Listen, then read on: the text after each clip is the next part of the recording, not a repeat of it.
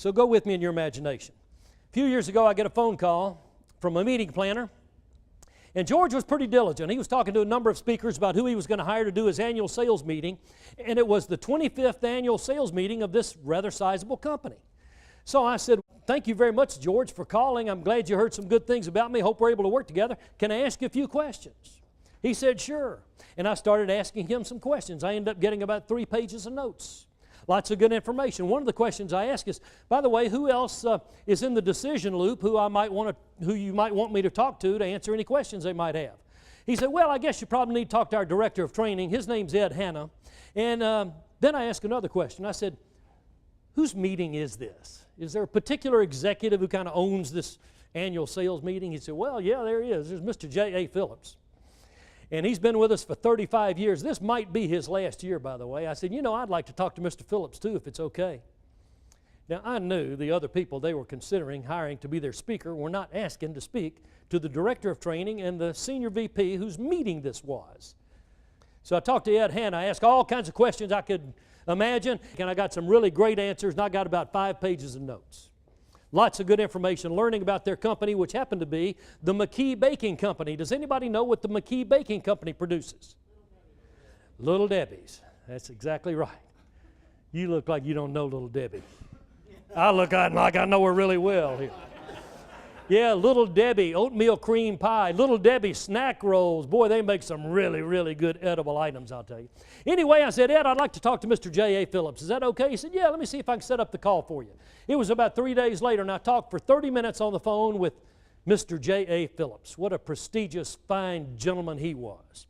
Told me all about their organizations. But one of the things Ed told me about Mr. Phillips, I said, are there any uniquenesses about Mr. Phillips that I need to know about? He said, well, as a matter of fact, there's one that everybody in the company knows about. I said, really? What's that? He said, it's a true uniqueness.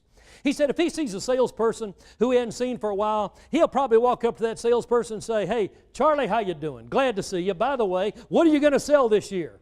And Charlie will say, well, I'm going to sell X. He'll lean toward him. He'll say, double it. And that term, double it, was his byline. He'd see somebody else and say, what are you going to sell this year? How many new customers are you going to get this year? And somebody would say, well, why? And he said, double it. It was his byline. I got the engagement. And I went to that engagement with about 15 pages of notes about the McKee Baking Company. And they introduced me to their 450 sales management, administrative, and executive personnel.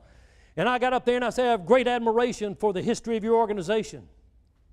And I went into some of the details of some of the things I gathered. And I said, I'm not only impressed with your history and impressed with your 13% growth this year over last year, I am impressed with your product line. Because I got to tell you,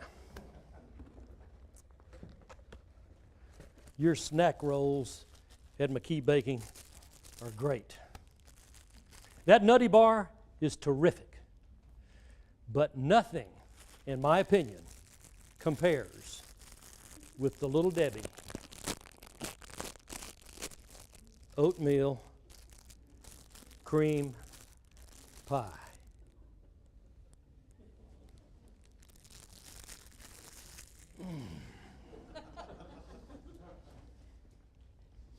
On a 10 scale, how good do you think I think this is?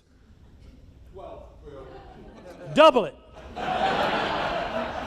When I said double it, I thought the roof was going to come off the place.